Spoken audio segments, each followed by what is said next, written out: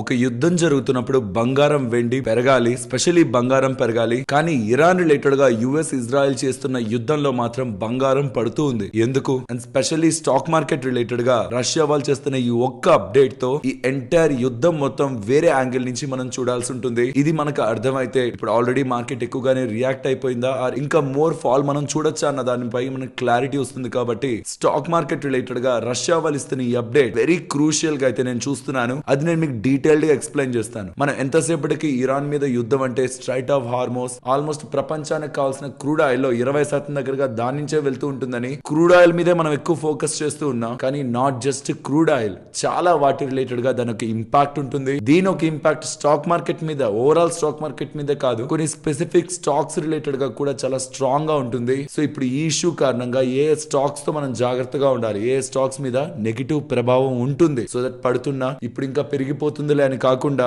Issue clear అయితేనే పెరిగే stocks ఏంటి, ఇష్యూ కారణంగా ఎక్కువ ఇంపాక్ట్ అయ్యే స్టాక్స్ ఏంటి, వీటి గురించి కూడా డీటెయిల్డ్ గా వాళ్ళ వీడియోలో మాట్లాడుకుంటూ గ్లోబల్ మార్కెట్స్ గురించి కూడా ఒకసారి డిస్కస్ చేసుకుందాం. అండ్ ట్రంప్ చేస్తున్న important statements and Iran related గా ఉన్న కొత్త లీడర్ మోస్ట్ ఇంపార్టెంట్ స్టార్టింగ్ లో చెప్పింది, రష్యా వాళ్ళు చేస్తున్న కామెంట్స్, వీటన్నిటిని డీటెయిల్డ్ గా మాట్లాడుకుంటూ ఇవాళ మన మార్కెట్ అనాలిసిస్ ని ఎండ్ చేద్దాం. Hello friends, welcome to day trader Telugu. Good evening. Video start చేసే ముందు వాయిస్ లో మీకు కొంత ఇబ్బంది అనిపించవచ్చు. నిన్న అండ్ అంతకు ముందు అంటే ఫ్రైడే, థర్స్డే అయితే కంప్లీట్లీ వాయిస్ నోట్లోంచి కూడా రాలేదు. కొంచెం కొంచెంగా బెటర్ అవుతూ ఉంది. ఇంకొక 3-4 డేస్ ప్రాబబుల్లీ సెట్ అవుతుంది. ఈ లోపు కొంత బేర్ చేయడానికి ప్రయత్నించండి. స్పెషల్లీ ఇవాళ మీతో చాలా ఇంపార్టెంట్ టాపిక్స్ ని మాట్లాడాలి. మార్కెట్ పడుతూ ఉంది బికాస్ యుద్ధం జరుగుతుందని అంటున్నారు. కానీ యుద్ధం జరుగుతుంటే మార్కెట్ పడడం ఓకే, బంగారం పెరగాలి కదా, వెండి కూడా ఎంతో కొంత పెరగాలి కదా. సరే, వెండి అంటే ఇండస్ట్రియల్ మెటల్, యుద్ధంలో ఇండస్ట్రీస్ అన్ని ఇంపాక్ట్ అవుతాయి, వెండి ఒక వినియోగం తగ్గుతుంది కాబట్టి వెండి పడింది అనుకుందాం ఫర్ ఎ మూమెంట్. కానీ బంగారం ఎందుకు పడుతుంది, ఇది నేను మీకు డీటెయిల్డ్ గా చెప్తాను. బట్ చెప్పాక కూడా దీన్ని మీరు ఫర్దర్ గా అనాలిసిస్ చేయాలనుకుంటే, హిస్టరీలోకి వెళ్ళి అనాలిసిస్ చేయాలనుకుంటే 1970 ఆ టైంలో వచ్చిన ఆయిల్ షాక్ లోను సిమిలర్ గానే మీరు ప్యాటర్న్ ని గమనించవచ్చు. 2008 క్రైసిస్, ఈవెన్ 2020 క్రైసిస్ లో కూడా సిమిలర్ ప్యాటర్న్ ని మీరు గమనిస్తారు. ఫస్ట్ ఎప్పుడైనా మనకి గ్లోబల్ గా ఒక క్రైసిస్ నెలకొంటే, గ్లోబల్ గా సర్టెన్ రీజన్ లో క్రైసిస్ నెలకొంటే బంగారం వెంటనే పెరిగిపోదు. పెరిగిన ఈవెంట్స్ ఉన్నాయి, ఏదైనా క్రైసిస్ ఉన్నప్పుడు బంగారం వెంటనే పెరిగిన ఈవెంట్స్ ఉన్నాయి. కానీ దానికి ముందు బంగారం పెద్దగా పెరిగి ఉండకూడదు. కానీ రీసెంట్ టైమ్స్ లో బంగారం బాగానే పెరిగింది. అండ్ అలాంటి టైంలో ఏదైనా క్రైసిస్ ఎదురైంది అనుకోండి, గోల్డ్ వెంటనే పెరగదు. బికాస్ ఆ క్రైసిస్ కారణంగా వరల్డ్ లో ఫస్ట్ ఆర్డరే కాదు, second order and third order impacts కూడా ఉంటాయి. లైక్ ఇప్పుడు ఫస్ట్ ఆర్డర్ అంటే ఇప్పుడు ఇరాన్ మీదకి యుఎస్ఏ, ఇజ్రాయెల్ వాళ్ళు దాడి చేస్తున్నారు. దాని కారణంగా వాళ్ళు స్ట్రైట్ ఆఫ్ హార్మోస్ అనే ఈ పాసేజ్ ని క్లోజ్ చేస్తున్నారు. ప్రపంచానికి కావాల్సిన క్రూడ్ ఆయిల్ లో 20% దగ్గరగా క్రూడ్ ఆయిల్ ఇందులో నుంచే పాస్ అవుతుంది. సో ఇది ఎప్పుడైతే క్లోజ్ అవుతుంది అన్నారో, క్రూడ్ ఆయిల్ ఈ 2026 స్టార్టింగ్ నుంచి ఇప్పటికి చూస్తే 80% దగ్గరగా పెరిగింది. లాస్ట్ 1 మంత్ నుంచి 60% పెరిగింది. అండ్ లాస్ట్ 1 వీక్ లో కూడా మనకి 50% దగ్గరగా పెరిగింది. ఇవాళే 30% దగ్గరగా పెరిగింది. ఇన్ఫాక్ట్ పెరిగి కొంత కూల్ ఆఫ్ అయింది. ఇవాళ ఒక్కరోజే 30% దగ్గరగా క్రూడ్ ఆయిల్ పెరిగింది. ఇది first order impact, crude oil ధరలు పెరగడం. క్రూడ్ ఆయిల్ ధరలు ఎప్పుడైతే పెరుగుతాయో, మీరు నేను వాడే వెహికల్స్ కి సంబంధించిన డీజిల్, పెట్రోల్ ధరలు పెరుగుతాయా? ఇమీడియట్ గా పెరుగుండవు మీకు బయట. కానీ ఓవర్ ద పీరియడ్ ఇదే క్రూడ్ ఆయిల్ ధర మెయింటైన్ అయితే పెరుగుతాయి. ఎల్పిజి గ్యాస్ ఆ ధరలు పెరుగుతాయి. అది కూడా మన ఇన్ఫ్లేషన్ ని పెంచుతుంది. ట్రాన్స్పోర్టేషన్ కాస్ట్లు పెరుగుతాయి, అది కూడా ఇన్ఫ్లేషన్ ని పెంచుతుంది. రా మెటీరియల్ కాస్ట్లు పెరుగుతాయి, ప్రొడక్ట్ కాస్ట్లు పెరుగుతాయి, అది కూడా ఇన్ఫ్లేషన్ ని పెంచుతుంది. ఓవరాల్ గా ఇన్ఫ్లేషన్ ఎప్పుడైతే పెరుగుతుందో ఆటోమేటిక్ గా ఫెడ్ వాళ్ళు ఆర్ మన దగ్గర ఆర్బీఐ వాళ్ళు వడ్డీ రేట్లు కట్ చేయడం కాకుండా వడ్డీ రేట్లని పెంచే అవకాశం, ఆర్ చాలా టైం పాటు కట్ చేయాల్సిన టైం కూడా కట్ చేయకుండా అలా హోల్డ్ చేసే అవకాశం ఉంటుంది. కాబట్టి ఫస్ట్ ఆర్డర్ ఇంపాక్ట్ లో క్రూడ్ ఆయిల్ పెరిగినా అది ఇంపాక్ట్ మనకు ఉంటున్న. సెకండ్ ఆర్డర్ ఇంపాక్ట్ ఆ క్రూడ్ ఆయిల్ కారణంగా వడ్డీ రేట్లు పైన డెసిషన్ పడుతుంది. థర్డ్ ఆర్డర్ ఇంపాక్ట్ ఇలా దీని కారణంగా ఏదైతే క్రూడ్ ఆయిల్ ఎక్కువగా ధర పెరగడం కారణంగా మన ఇండియా రిలేటెడ్ గా ఫిజికల్ డెఫిసిట్ పెరుగుతుంది, ఇన్ఫ్లేషన్ పెరుగుతుంది. తద్వారా ఇండియా రిలేటెడ్ గా మ్యాక్రో ఎకనామిక్ డేటా ఇంపాక్ట్ అవుతుందని ఎఫ్ఐస్ యొక్క సెల్లింగ్ పెరుగుతుంది. ఇండియా మీద ఎలాంటి ఇంపాక్ట్ పడుతుంది, ఇది నేను లాస్ట్ వీడియోలోనే చెప్పాను. $10 పర్ బ్యారెల్ క్రూడ్ ఆయిల్ కానీ పెరిగితే 0.3% దగ్గరగా జీడిపి, మన percentage in terms of GDP లో మన ఫిజికల్ డెఫిసిట్ పెరుగుతుంది. ఇప్పుడు $40 పర్ బ్యారెల్ దగ్గరగా పెరిగింది కదా, దీని ఒక ఇంపాక్ట్ మన ఇండియా పర్ డే మనకి 5 మిలియన్ బ్యారెల్ దగ్గరగా కావాలి. $40 పెరిగిందంటే రీసెంట్ ఒక $70 పర్ బ్యారెల్ దగ్గర నుంచి ఇప్పుడు 110 కి వచ్చింది అనుకోండి. $40 పర్ బ్యారెల్ పెరిగిందంటే పర్ డే మనకి $40 మల్టిప్లైడ్ బై మనకు కావాల్సిన 5 million. $40 multiplied by 5 million, $200 million మన మీద ఎక్కువ భారం పడుతుంది. నార్మల్ గా పడేదానికంటే ఎక్కువ భారం పడుతుంది. అదే మీరు ఇయర్ కి క్యాల్కులేట్ చేస్తే, ఈ వార్ ఇయర్ అంతా ఉండదు, బట్ స్టిల్ ఇయర్ కి మీరు క్యాల్కులేట్ చేస్తే $70 బిలియన్ పర్ ఇయర్ మన మీద భారం పడుతుంది. ఫిజికల్ డెఫిసిట్ దీని కారణంగా పెరుగుతుంది. రూపీ డిప్రిషియేట్ అవుతుంది. దీని కారణంగా ఎఫ్ఐఎస్ ఒక సెల్లింగ్ కూడా పెరుగుతుంది కాబట్టి ఇవన్నీ కూడా ఇండియన్ ఎకానమీ రిలేటెడ్ గా మంచి విషయాలు కాదు. అదంతా సరే, మరి బంగారం ఎందుకు పెరగట్లేదు? వార్ జరుగుతుందంటే ఇమీడియట్ గా బంగారం పెరగదు. బికాస్ ఫెడ్ వాళ్ళు ఎక్కడ వడ్డీ రేట్లని పెంచుతారో ఆర్ కట్ చేయకుండా అలా ఉంచేస్తారు. అండ్ ప్యారలల్ గా మనీ అనేది సేఫ్ హెవెన్ అసెట్స్ అయినా డాలర్స్ లోకి బాండ్స్ లోకి మూవ్ అయ్యే ప్రయత్నంలో, లిక్విడ్ గా ఉంటాయి కదా అవి బాగా, వాటికి మూవ్ అయ్యే ప్రయత్నంలో కూడా డాలర్ ఎప్పుడైతే స్ట్రెంగ్ అయిందో మీరు రీసెంట్ గా చూడొచ్చు 96, 97 దగ్గరగా ఉన్న డాలర్ ఇండెక్స్ 99 దాటేసింది. డాలర్ ఎప్పుడైతే స్ట్రాంగ్ అవుతుందో గోల్డ్ మీద అది ఇంపాక్ట్ చూపిస్తుంది నెగిటివ్ గా. అండ్ వడ్డీ రేట్లు ఎప్పుడైతే కట్ ఉండవు, పెరిగే అవకాశం ఉందని మార్కెట్ కి ఎప్పుడైతే అనిపిస్తుందో అది కూడా గోల్డ్ రిలేటెడ్ గా నెగిటివ్ ఇంపాక్ట్ చూపిస్తుంది. అంటే దాని అర్థం యుద్ధం జరిగితే గోల్డ్ పడుతుందని చెప్తున్నారంటే కాదు. దానికి ముందు ఒకవేళ బంగారం పెరుగుండి యుద్ధం అనే సినారీ వచ్చినప్పుడు ఇమీడియట్ గా మార్కెట్ కి రేట్ కట్ కన్సర్న్స్ ఉంటాయి, హైక్ ఉంటుంది ఏమైనా ఒక భయాలు ఉంటాయి. అండ్ డాలర్ కూడా ప్యారల్ గా పెరుగుంటే అది బంగారాన్ని ఇమీడియట్ గా పెంచకపోవచ్చు. కానీ దాని అర్థం బంగారం వార్ కారణంగా పెరగదని కాదు. 1970, 2008, 2020 లో కూడా సిమిలర్ ప్యాటర్న్ గమనించుంటారు. ఈవెంట్ రాగానే గోల్డ్ కొంచెం డిప్ అయింటుంది. అండ్ ఈవెంట్ కారణంగా ఏదైతే సినారియో క్రియేట్ అయింటుందో అది ఓవరాల్ గా ఒక క్లారిటీకి వచ్చే ఫేజ్ ఉంటుంది కదా, ఆ క్లారిటీకి వచ్చిన ఫేజ్ నుంచి బంగారం పెరుగుంటుంది. అది దాని ఇంపాక్ట్, ఆ వార్ ఇంపాక్ట్ అక్కడ మనకు కనిపిస్తుంది. ఇఫ్ ఇన్ కేస్ బంగారం పెద్దగా పెరగకపోయింటే డైరెక్ట్ ఇంపాక్ట్ ఈ వార్ కారణంగా మనకు అప్ సైడ్ గా కనిపించేదేమో. But due to heavy rally in the gold, ఈ అసెట్ క్లాసెస్ లో వస్తున్న సెల్ ఆఫ్ లో గోల్డ్ లో కూడా ఒక little profit booking combined with dollar strength, also rate cut related గా ఉంటున్న ఇంపాక్ట్ గోల్డ్ రిలేటెడ్ గా మీరు ఒక మినిమం సెల్లింగ్, ఇదే మాక్సిమం సెల్లింగ్ కాదు, మినిమం సెల్లింగ్ పెరుగుండాల్సింది కాస్త పడుండడం మీరు చూస్తున్నారు. But going by the history ఇది ఎక్కువ కాలం ఇది ఒక కొంతకాలం కంటిన్యూ అయ్యి, ఈ స్ట్రగుల్ కొంతకాలం కంటిన్యూ అయిన తర్వాత దెన్ వాటిలో గోల్డ్ లో స్పెషల్లీ మనకి ర్యాలీ కనిపిస్తూ ఉంటుంది. సో ఏదైతే బంగారం ఇప్పుడు పడుతూ ఉందో, గోల్డ్ ఇప్పుడు పడుతూ ఉందో అదొక పానిక్ సినారియోలో చూడొద్దు. అసలు వాటిని కన్సర్న్ లోకి తీసుకోకండి. ఇందాక చెప్పిన రీజన్స్ తో ఆ రియాక్షన్ మనకుంది. ఈ ఫేజ్, ఈ డిక్లైన్ ఫేజ్ తర్వాత కొంత కన్సాలిడేషన్ ఫేజ్, దెన్ హిస్టారికల్ గా గోల్డ్ కూడా స్లోగా అప్ సైడ్ కే మూవ్ అవుతూ వెళ్ళింది. ఇది నేను గోల్డ్ రిలేటెడ్ గా ఇవ్వాలనుకుంటున్న క్లారిటీ. బట్ సిల్వర్ రిలేటెడ్ గా స్ట్రగుల్ వేరే ఉంటుంది. ఇది ఒక ఇండస్ట్రియల్ మెటల్, ఇండస్ట్రీస్ రిలేటెడ్ గా ప్రొడక్షన్ తగ్గుతుందని అనుకుంటే దెన్ సిల్వర్ రిలేటెడ్ గా యూసేజ్ తగ్గుతుంది. కేవలం సిల్వర్ ఒక డిమాండ్ పెరుగుతుందన్న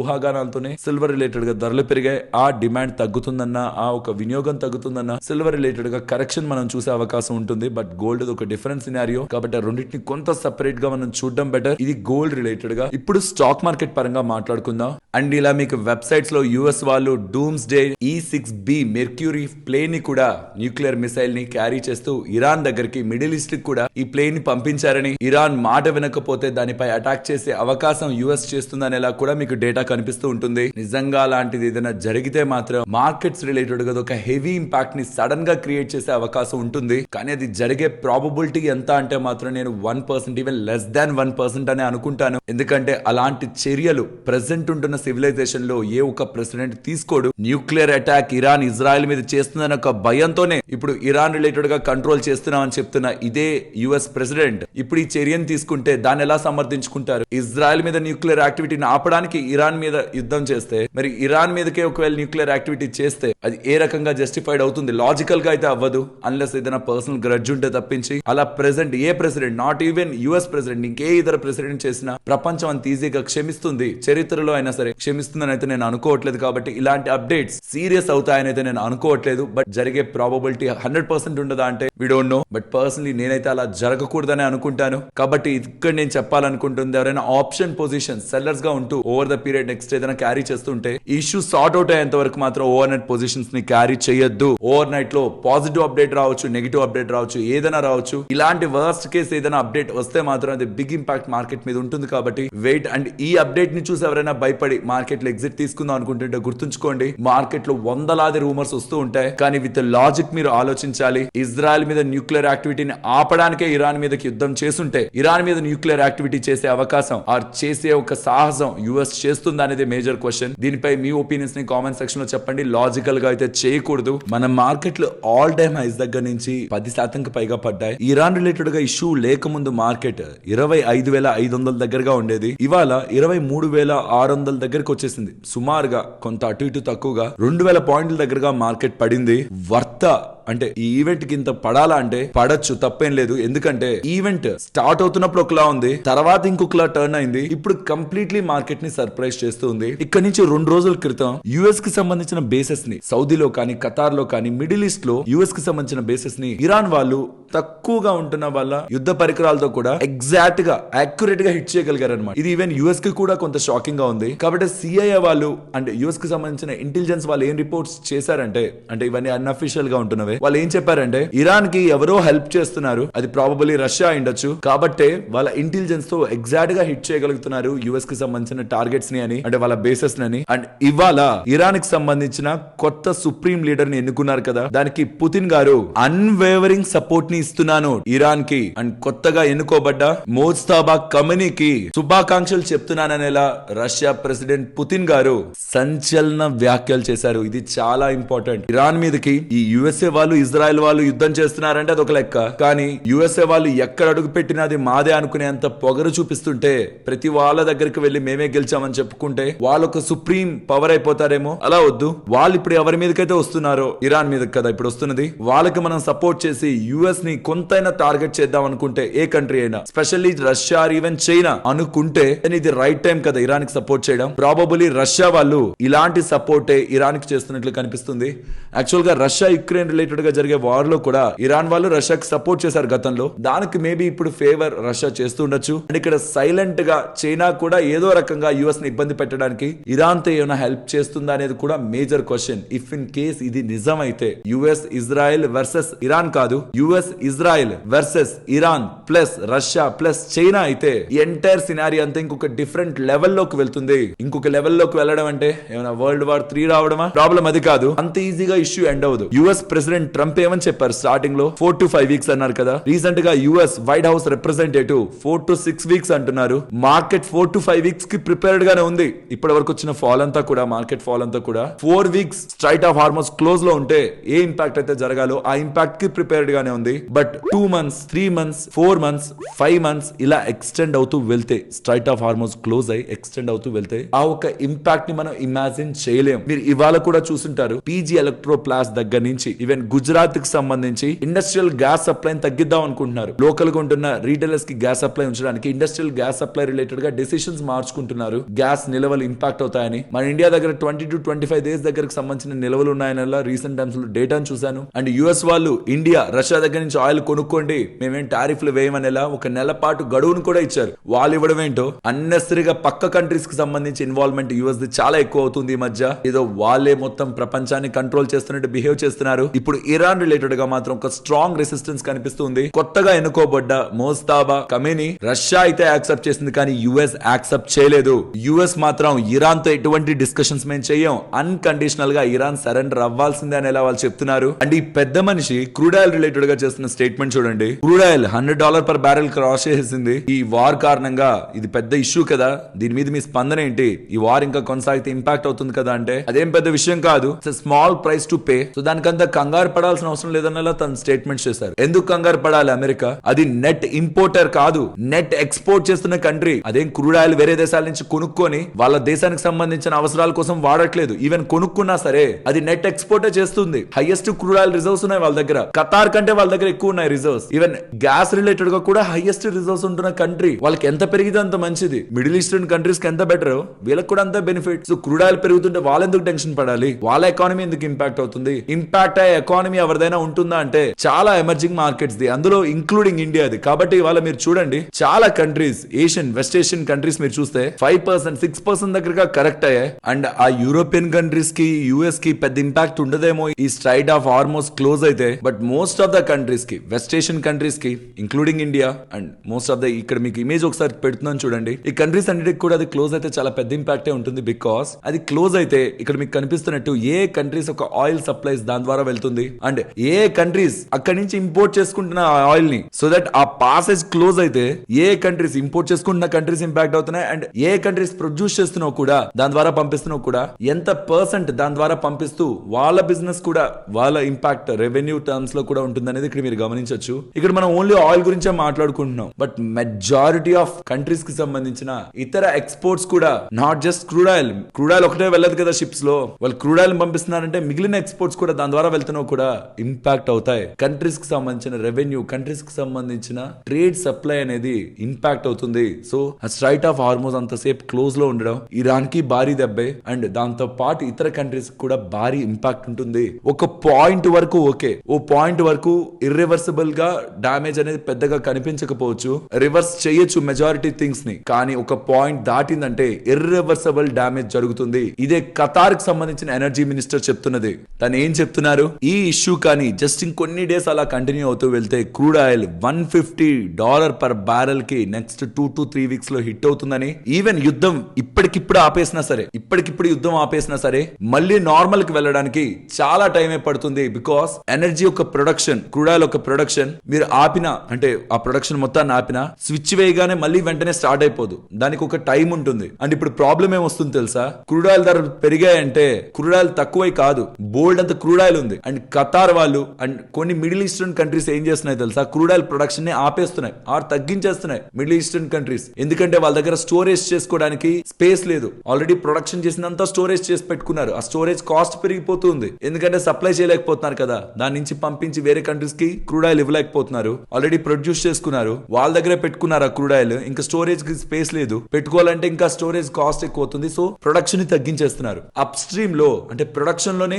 ప్రొడక్షన్ తగ్గుతుంది, ఉన్నది పంపించలేకపోతున్నారు. సో దీని కారణంగా మళ్ళీ ఆ ప్రొడక్షన్ ని తగ్గించి ఇన్ఫాక్ట్ గల్ఫ్ ప్రొడక్షన్ నే స్టాప్ చేసే అవకాశం ఉందని, ఎలా ఇది వరల్డ్ కి సంబంధించిన ఎకానమీస్ ని కిందకి తెచ్చేస్తుంది, లాగేస్తుంది కిందకని ఎలా ఖతార్ ఎనర్జీ మినిస్టర్ స్టేట్మెంట్ చేశారు. అండ్ అది కంప్లీట్లీ ట్రూ కూడా. బికాస్ మీరు ఏ లెక్కన ఈవీ వెహికల్స్ ఉన్నాయి కదా అనుకున్నా సరే స్టిల్ వరల్డ్ అంతా కూడా ఎనర్జీ మీదే డిపెండ్ అవుతుంది, క్రూడ్ ఆయిల్ మీద డిపెండ్ అవుతుంది. క్రూడ్ ఆయిల్ అంటే పెట్రోల్, డీజిల్ మాత్రమే కాదు, దాని నుంచి చాలా థింగ్స్ దాని నుంచి డెరైవ్ అవుతూ ఉంటాయి. And not just crude oil, ఆ స్ట్రైట్ ఆఫ్ హార్మోన్స్ ద్వారా చాలా పాసేజ్ అవుతూ ఉంటుంది. సో ఇవన్నీ ఎక్కడ ఇంపాక్ట్ అవుతున్నాయని మార్కెట్ కంగారు పడుతూనే పడింది. ఇప్పుడు వచ్చే మేజర్ క్వశ్చన్, పడింది ఎందుకు, మీకు నాకు అందరికి మోస్ట్లీ పాయింట్ గా ఐడియా ఉంటుంది, ఇంకా పడే అవకాశం ఉందా? క్లియర్ గా రష్యా కానీ ఇరాన్ కి సపోర్ట్ చేస్తూ ఉంటే, చైనా కానీ ఇరాన్ కి సపోర్ట్ చేస్తూ ఉంటే ఈ ఇష్యూ ఇమ్మీడియట్ గా ఎండ్ అయితే అవ్వదు. మనం ఎక్స్పెక్ట్ చేసిన టైం కంటే ఆ 4-5 వీక్స్ టైం కంటే కూడా ఎక్కువే పడుతుంది. ఈ రీసెంట్ గా ఇరాన్ ప్రెసిడెంట్ అపాలజీ చెప్పారనమాట గల్ఫ్ కంట్రీస్ కి, యుఎస్ కి కాదు, ఇజ్రాయెల్ కి కాదు, కానీ అది రాంగ్ గా పోర్ట్రే అయింది మీడియాలో. అపాలజీ, క్షమాపణ ఎవరు చెప్తారంటే తప్పు చేసిన వాళ్ళు, ఓడిపోయిన వాళ్ళే చెప్తారనేలా వెళ్ళింది, కానీ అది కాదు. అండ్ ఈ ఇరాన్ కి సంబంధించిన ప్రెసిడెంట్ అండ్ పొలిటికల్ లీడర్స్ అయితే చుట్టుపక్కల ఉన్న మిడిల్ ఈస్టర్న్ కంట్రీస్ ని పెద్దగా హిట్ చేయకుండా యుఎస్ మీదే దాడి చేయాలని ప్రయత్నిస్తున్నారు. కానీ IRGC, Islamic Revolutionary Guard Corps మాత్రం ఇంటెన్స్ వార్ కి రెడీ అవ్వండి అని ఈవెన్ యుఎస్ కి సంబంధించి స్థావరాలనే కాదు, ఈ మిడిల్ ఈస్ట్ లో ఉంటున్న ఇతర స్థావరాలని కూడా, ఇతర ప్రాపర్టీస్ ని కూడా హిట్ చేస్తున్నారు. కాబట్టి దుబాయ్ కి సంబంధించి 23 Marina tower March 7th Iranian president చేసిన స్టేట్మెంట్స్ తర్వాత, నేషనల్ టీవీలో ఇచ్చిన స్టేట్మెంట్స్ తర్వాత కొద్ది గంటల్లోనే హిట్ అవుతూ ఉండడం. దుబాయ్ రియల్ ఎస్టేట్ మార్కెట్ 21% దగ్గరగా పడింది. వాళ్ళ real estate market fully impact అయింది.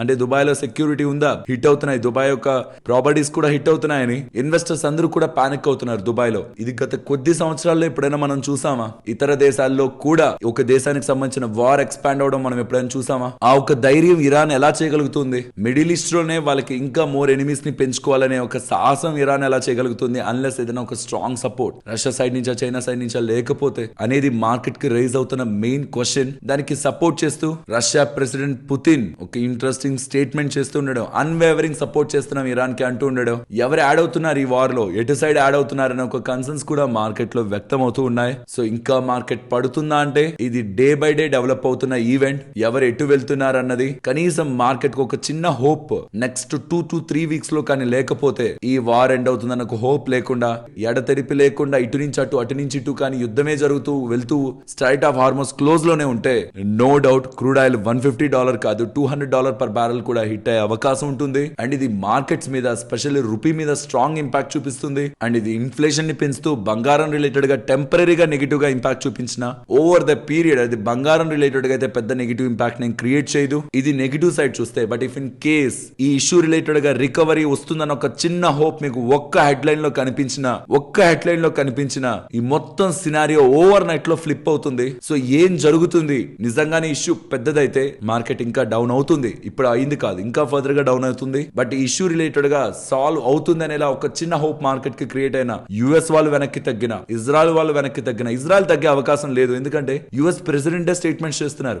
నేను అంటే యుఎస్ ప్రెసిడెంట్ ట్రంప్ అంటే ఇజ్రాయెల్ వాళ్ళు కలిసి కానీ ఇరాన్ మీద యుద్ధం చేయకపోయింటే వాళ్ళ దగ్గర ఉన్న న్యూక్లియర్ వెపన్స్ తో ఇజ్రాయెల్ మీద దాడి చేసేవాళ్ళు. ఇజ్రాయెల్ నే కాదు, ఇజ్రాయెల్ చుట్టుపక్కల ఉన్న వాళ్ళని కూడా లేకుండా చేసేవాళ్ళు. మేము సరైన సమయానికి యాక్షన్ తీసుకున్నాం. ఇప్పుడు కూడా అన్కండిషనల్ గా మాకు సరెండర్ అయిపోవాలి, కానీ మేము ఇంకే చర్చలకు కూడా ఒప్పుకోవాలనుకోవట్లేదని ఇలా యుఎస్ వాళ్ళు స్ట్రాంగ్ స్టేట్మెంట్స్ ని చేస్తున్నారు. యుఎస్ వాళ్ళు మేము తగ్గుతున్నామని చెప్పట్లేదు, ఇరాన్ వాళ్ళు మేము తగ్గుతున్నామని చెప్పట్లేదు. ఇది ఇప్పటికి next day 1 week 2 week 3 week same scenario continue అయ్యే స్ట్రైట్ ఆఫ్ హార్మోస్ క్లోజ్ లోనే ఉంటే దెన్ మార్కెట్ ని ఇంకా ఫర్దర్ డౌన్ కి మీరు ఎక్స్పెక్ట్ చేయాలి. అండ్ యుఎస్ ఇజ్రాయెల్ రిలేటెడ్ గా హతమార్చబడ్డ అంటే ఎలిమినేట్ చేయబడ్డ సుప్రీం లీడర్ ఎవరైతే ఉన్నారో తన కొడుకునే ఇప్పుడు కొత్త లీడర్ గా తీసుకొచ్చారు. కాబట్టి తన ఫాదర్ రిలేటెడ్ గా జరిగిన దానికి ప్రతీకారం తీర్చుకోవాలని చూస్తారా, లేకపోతే తన ప్రాణాలని కాపాడుకుందాం, ఎందుకు ఇష్యూస్ అంతా అనుకొని థింగ్స్ ని సార్ట్ అవుట్ చేసుకుందాం అని ప్రయత్నిస్తారా, తను అసలు ఏ స్టెప్స్ తీసుకుంటారు అని దానికి మెయిన్ గా అక్కడ ఉంటున్న ఇస్లామిక్ రెవల్యూషనరీ గాడ్ కాప్స్ వాళ్ళు, ఇరానియన్ ఆర్మ్డ్ ఫోర్సెస్ వాళ్ళు, ఇరాన్ కి సంబంధించిన ఆర్మ్డ్ ఫోర్సెస్ వాళ్ళు యాక్సెప్ట్ చేస్తారా లేదా? ఎందుకంటే వాళ్ళు కూడా వాళ్ళ ఓన్ స్టేట్మెంట్స్ నే చేస్తున్నారు, పొలిటికల్ లీడర్స్ తో కంబైన్ అయ్యే స్టేట్మెంట్స్ ఏం చేయట్లేదు. And if in case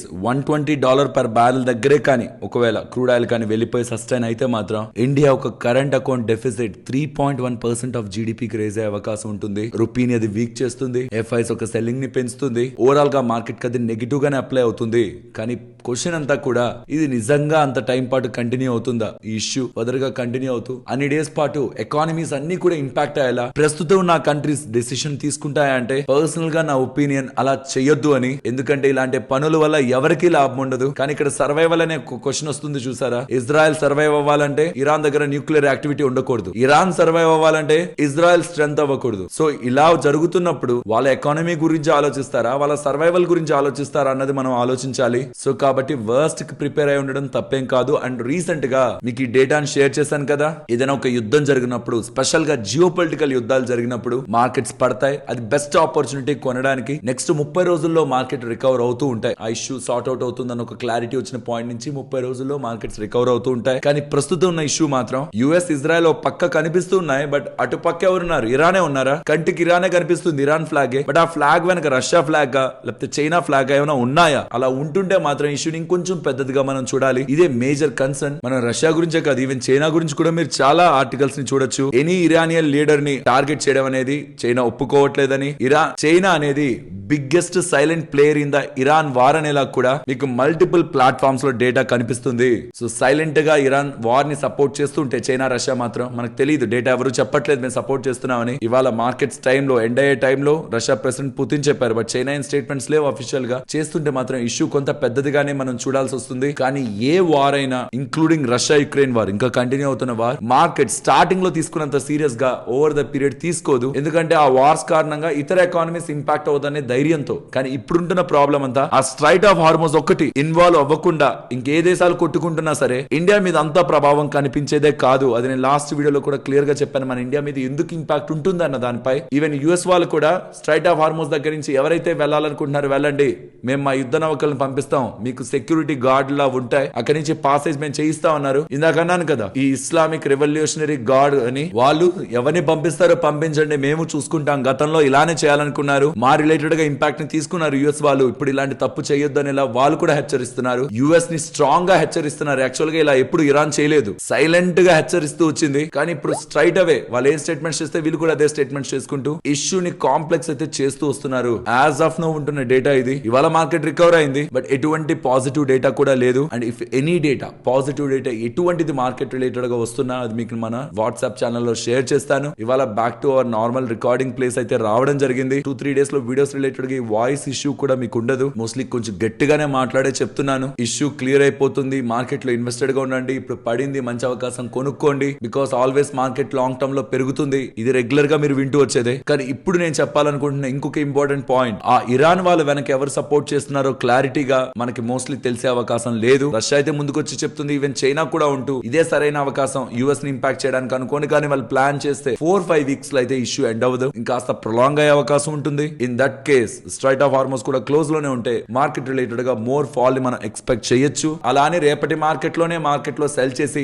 next చూసుకుందాంలే, market పడ్డాక కొనుక్కుందాంలే అనుకుంటే ఓవర్ నైట్ లో ఇరాన్ సరెండర్ అయిపోయింది అనుకోండి, కామ్ అయిపోయింది అనుకోండి, ఆర్ చైనా రష్యా కూడా ఎంతసేపు అని సపోర్ట్ చేస్తాయి, రష్యాకి యుక్రెయిన్ క్రైసిస్ ఉంది, చైనా వాళ్ళు ఎందుకులే మనకి తలనొప్పి అనుకొని కామ్ గా ఉండిపోతే ఇరాన్ ఎక్కువ దాన్ని బేర్ చేయలేదు కాబట్టి సరెండర్ అవుతున్నాం. ఎస్, యుఎస్ వాళ్ళు చెప్పింది మేము వింటామని కానీ వాళ్ళు ఒప్పుకుంటే మార్కెట్స్ ఓవర్ నైట్ లో షార్ట్ అవుతాయి, పైకి బాగా పెరుగుతాయి. సో న్యూస్ అప్డేట్స్ తో రియాక్ట్ అయ్యే ఈవెంట్స్ ని మనం మేనేజ్ చేయలేం, ప్రెడిక్ట్ చేయలేం. ద బెస్ట్ వే ఏంటంటే అప్డేట్స్ ని తెలుసుకుంటూ ఈ ఇష్యూ క్లియర్ అయితే మార్కెట్ పెరుగుతుంది. ఈ లోపు కనిపించే నష్టం నా అసలు నష్టం కాదు, నేను బుక్ చేయింది అది నా నష్టం కాదు అని స్ట్రాంగ్ మైండ్ తో మార్కెట్ లో సెయిల్ చేయడం. మీ దగ్గర ఒకవేళ డబ్బులు ఉంటే ఇమీడియట్ గానే మొత్తం పెట్టాల్సిన అవసరం లేదు, దాన్ని 2 నుంచి 3 పార్ట్స్ గా డివైడ్ చేసుకోండి. ఇక్కడ నుంచి ఒక 500 or 1000 పాయింట్స్ నిఫ్టీ లెవెల్ పెట్టుకుంటూ పడుతున్న పాయింట్స్ లో ఇన్వాల్వ్ అవ్వండి. ఎందుకంటే ఇష్యూ రిలేటెడ్ గా క్లారిటీ యాజ్ ఆఫ్ నౌ రాలేదు కాబట్టి. సరే, ఈ క్రూడ్ ఆయిల్ కారణంగా ఏ స్టాక్స్ కి ఇంపాక్ట్ ఉంటుంది నెగిటివ్ గా? Oil marketing companies HPCL, BPCL వీటి రిలేటెడ్ గా మార్జిన్స్ ఇంపాక్ట్ అవుతాయి. ఎందుకంటే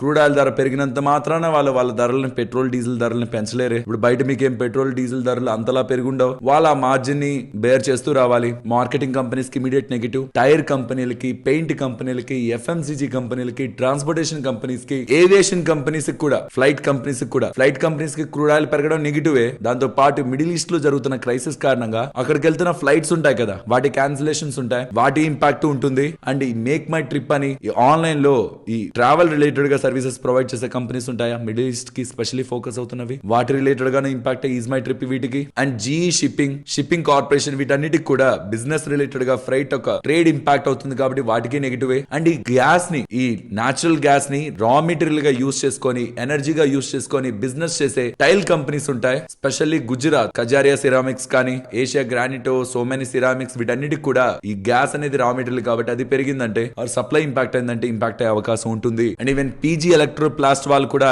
ఎల్పిజి సప్లై ఇంపాక్ట్ ఉంటే బిజినెస్ మీద ఇంపాక్ట్ ఉంటుందనేలా వాళ్ళు స్టేట్మెంట్స్ చేస్తూ ఉండడం స్టాక్ కి వాళ్ళ 15% దగ్గరగా పడింది. అండ్ దీంతో పాటు కెమికల్ కంపెనీస్ ని కూడా మీరు ఫోకస్ చేయాలి. బట్ దానికి బిఫోర్ ప్యాకేజింగ్ కంపెనీస్ ఉంటాయి కదా, వాటికి raw material crude oil. So ఇది పెరుగుతూ ఉంటే వాటి రిలేటెడ్ గా కాస్ట్ కూడా పెరుగుతుంది. అండ్ కోరమాండల్ ఇంటర్నేషనల్ వాళ్ళకి సంబంధించిన all phosphoric acid and sulphur కూడా ఈ స్ట్రైట్ ఆఫ్ హార్మోన్స్ ద్వారానే పాస్ అవుతుంది కాబట్టి వాళ్ళ రిలేటెడ్ గా కూడా బిజినెస్ ఇంపాక్ట్ ఉంటుంది. అండ్ ఈవెన్ అతుల్ వాళ్ళు కూడా యూరోప్ కానీ యుఎస్ కి సంబంధించిన వేరొక ప్లేసెస్ కానీ త్రూ స్ట్రైట్ ఆఫ్ హార్మోన్స్ పంపిస్తూ ఉంటారు. అండ్ జిఎస్ఎఫ్సి వాళ్ళకి కావాల్సిన సల్ఫర్ ని మెజారిటీగా ఇరాన్ నుంచే తీసుకుంటూ ఉంటారు. సో ఇన్ దట్ కేస్ ఆ కంపెనీ కూడా ఇంపాక్ట్ అయ్యే అవకాశం ఉంటుంది. వేరేజ్ ఇతర కెమికల్ కంపెనీస్ పడుతుంటే కంగారు పడద్దు. Specially Navin Fluorine, Tata Chemicals, Archean Chemicals, Rallis India, Anupam Rasayan వీటికి కూడా బిగ్ ఇంపాక్ట్ ఈ మిడిల్ ఈస్ట్ రిలేటెడ్ గా జరుగుతున్న సినారియో రిలేటెడ్ గా లేదు. సో ఇష్యూ కారణంగా చాలా రియాక్ట్ అవుతూ ఉంటాయి. కానీ ఇందాక మనం అనుకుంటున్న కంపెనీస్ లోనే మెయిన్ ఇంపాక్ట్ అయితే ఉంటుంది. వేటికి బెనిఫిట్ ఉంటుంది? రిలయన్స్ కి, ఆయిల్ ఎక్స్ప్లోరేషన్ కంపెనీస్ కి.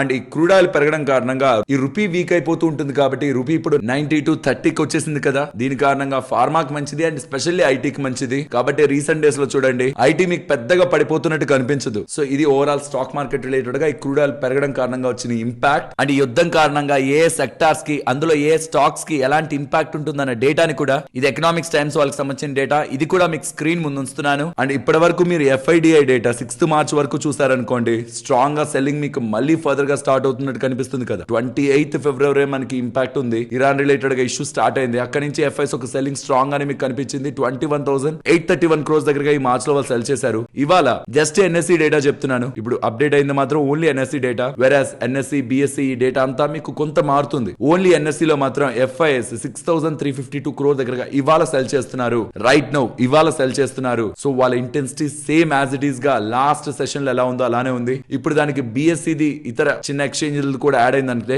దీనికి ఇంకాస్త పెరిగే అవకాశం ఉంది. ఆ మిగతా ఎక్స్చేంజ్ లో కొంత బయింగ్ ఉంటే అది మోస్ట్లీ ఉండే ఛాన్స్ తక్కువ. ఓవరాల్ గా ఇలా ఇవాళ కూడా 6,000 crore అబౌవ్ దగ్గరగా మనం ఎఫ్ఐఎస్ ఒక సెల్లింగ్ ని చూస్తున్నాం. బికాస్ ఈ ఇన్సిడెంట్ ఎప్పుడు ఎండ్ అవుతుందో క్లారిటీ లేకపోతూ ఉండడం, not just India, global and specially west Asian markets లో ఒక బ్రూటల్ సెల్ ఆఫ్ అయితే మీరు చూస్తున్నారు. కాస్పీ 8% దగ్గరగా పడింది. 2 సర్క్యూట్స్ ని వరుసగా బ్రేక్ చేసుకుంటూ పడింది కొరియన్ మార్కెట్. ఎస్, ఇష్యూ అయితే నెగిటివ్ ఉంది, బట్ దానికి ప్లాన్ ఆఫ్ యాక్షన్ ఎగ్జిట్ అవ్వడమా అంటే ఇవాళ నైటో రేపో ఎప్పుడు మనకి పాజిటివ్ అప్డేట్ వస్తుందో తెలియదు కాబట్టి అది రైట్ యాక్షన్ అవ్వదు. అలా అని ఇప్పుడు ఇక్కడి నుంచి పెరిగిపోతుంది మార్కెట్ అంటే కాదు. సినారియోస్ ఇంకాస్త బ్యాడ్ గా టర్న్ అయ్యే అవకాశం కూడా ఉంది ఇరాన్ పక్కన ఎవరున్నారన్న దాన్ని బట్టి. సో కాబట్టి వర్స్ట్ కి ప్రిపేర్ అయ్యి, మెంటలీ ప్రిపేర్ అయ్యి మార్కెట్ లో స్టిక్ ఆన్ అయితే, హోల్డ్ చేయగలిగితే ఇష్యూ ఎంత పెద్దది అవుతుందో తెలియదు తెలియదు, బట్ ఓవర్ ద పీరియడ్ మనం హోల్డ్ చేయగలిగితే గతంలో చాలా వార్ ఇన్సిడెంట్స్ అయ్యాయి, దీనికంటే హెవీగా అయినా ఉన్నాయి. మార్కెట్ రికవర్ అయింది, కానీ ఎంత డెప్త్ కు వెళ్ళి రికవర్ అవుతుంది అన్నది మాత్రమే మెయిన్ క్వశ్చన్. అది విత్ టైం వస్తున్న అప్డేట్స్ మనకి క్లారిఫై చేస్తాయి. Any important update market related గా సివియర్ గా ఉంటున్నది ఏదైనా దాని ఒక ఇంపాక్ట్ ఎలా ఉంటున్నా మీకు మన వాట్సాప్ ఛానల్లో షేర్ చేస్తాను. అది ఏ నైట్ టైం వస్తున్నా షేర్ చేస్తాను. దాని యొక్క ఇంపాక్ట్ ని కూడా మీకు మార్కెట్ ఓపెనింగ్ బిఫోర్ మీకు తెలియాలి. ఇంపార్టెంట్ గా అంటే మాత్రం వాయిస్ నోట్లు కూడా అక్కడ షేర్ చేస్తాను. ఇఫ్ ఇన్ కేస్ ఎవరైనా జాయిన్ అవ్వాలనుకుంటే దానికి సంబంధించిన లింక్ డిస్క్రిప్షన్ లో కామెంట్ సెక్షన్ లో ఫస్ట్ లింక్ గా ఇస్తున్నాను, ఒకసారి గమనించండి ఫ్రెండ్స్. ఇలా మార్కెట్ రిలేటెడ్ గా ఉంటుంది ఇలాంటి డేటా మొత్తాన్ని సింప్లిఫై చేస్తూ వీడియో మీ ముందుకు తీసుకురావడానికి మేము ఎఫర్ట్స్ పెట్టామని మీరు అనుకుంటే దాన్ని మన వీడియోని ఒక లైక్ చేస్తూ పెడుతున్న ఎఫర్ట్స్ ని ఎంకరేజ్ చేయండి. ఫస్ట్ పీజీ ఎలక్ట్రోప్లాస్ట్ గురించి మాట్లాడుకోవాలి. పీజీ ఎలక్ట్రోప్లాస్ట్ వాళ్ళు వాళ్ళ రిలేటెడ్ గా ఉన్న గ్యాస్ షార్టేజ్ ని ఎక్స్చేంజెస్ కి కమ్యూనికేట్ చేశారు. గ్యాస్ షార్టేజ్ కారణంగా వాళ్ళ కరెంట్ ప్రొడక్షన్ అనేది ఇంపాక్ట్ అయ్యే అవకాశం ఉంటుందని, ఎగ్జిస్టింగ్ ఉన్న వాళ్ళ ఎల్పీజీ క్వాంటిటీస్ ఒక కాంట్రాక్ట్స్ అన్ని కూడా మార్చ్ 9, 2026 నుంచి ఇంపాక్ట్ అవుతున్నాయనేలా వాళ్ళు ఇంటిమేట్ చేయబడ్డారని, బట్ వీళ్ళు అదర్ ఆల్టర్నేటివ్ సోర్సెస్ ని కూడా అసెస్ చేస్తున్నారని, సో దట్ వాళ్ళ ప్రొడక్షన్ ఇంపాక్ట్ అవ్వకుండా చూడాలని చూస్తున్నారని. కానీ యాజ్ ఆఫ్ నో ప్రెసెంట్ ఉంటున్న సినారియోలో ఎంత బిజినెస్ ఇంపాక్ట్ అవుతుందో వాళ్ళు అసెస్ చేయలేకపోతున్నారనేలా ఎక్స్చేంజెస్ కి చెప్తూ ఉండడం, ఈ గ్యాస్ షార్టేజ్ కారణంగా బిజినెస్ ఇంపాక్ట్ అవుతుందేమో అని మార్కెట్ భయపడుతూ స్టాక్ లో ఇవాళ మనకి సెల్లింగ్ ప్రెషర్ కనిపించింది. అండ్ మీషో ఉంది కదా కంపెనీ, ఇవాళ స్టాక్ 10% దగ్గరగా పడింది. కారణం వీళ్ళకి ఒక ట్యాక్స్ ఆర్డర్ 1500 crore రిలేటెడ్ గా వచ్చింది అనమాట. 1499 crore కి సంబంధించిన income tax demand for assessment year 2023-24 related గా వీళ్ళకి లభిస్తూ ఉండడం, అంటే వీళ్ళకి వస్తూ ఉండడం స్టాక్ లో ఒక సివియర్ సెల్లింగ్ ప్రెషర్ కనిపించింది. కానీ కంపెనీ ఏం దానికి అగ్రీ చేయట్లేదు. ఫర్దర్ గా దీని రిలేటెడ్ గా ఉంటున్న అదర్ ఆప్షన్స్ ని వీళ్ళు అసెస్ చేస్తారనేది చెప్తున్నారు. ఇదేం ఫస్ట్ టైం కాదు, 2022-23 రిలేటెడ్ గా కూడా వీళ్ళకి సిమిలర్ నోటీస్ వీళ్ళకి వచ్చింది. అది ఐపీఓ ప్రాస్పెక్ట్స్ లో కూడా డిస్క్లోజ్ చేశారు. ఈ కంపెనీస్ అన్ని కూడా ఈ కామర్స్ ప్లాట్ఫామ్స్ లో ఉంటున్న కంపెనీస్ అన్ని కూడా వాళ్ళు ఇచ్చే డిస్కౌంట్స్ కానీ బెనిఫిట్స్ కానీ కస్టమర్స్ రిలేటెడ్ గా అట్రాక్ట్ చేయడానికి వాళ్ళు ఫాలో అయ్యే మెథడ్స్ అన్నిటిని కానీ బిజినెస్ ఎక్స్పెన్స్ గా వాళ్ళ బ్యాలెన్స్ షీట్ లో చూపించడం, తద్వారా ప్రాఫిట్స్ ని ఆర్ వస్తున్న ఇన్కమ్ ని తగ్గించి దాని ద్వారా ఇన్కమ్ ట్యాక్స్ ని తగ్గించాలనే ప్రయత్నం చేస్తూ ఉండడం. ఇన్కమ్ ట్యాక్స్ దీన్ని రాంగ్ వేలో చూస్తూ దీనికి నోటీసులను అయితే ఇస్తుంది. బట్ గతంలో కూడా ఈ నోటీసుల్ని వీళ్ళు ఎదుర్కొన్నారు. కోర్ట్ రిలేటెడ్ గా కూడా వీళ్ళ సైడ్ కే తీర్పు అయితే వచ్చింది. బట్ ఈసారి ఎలా ఉంటుందో చూడాలి. ఈ income tax notice Meesho related గా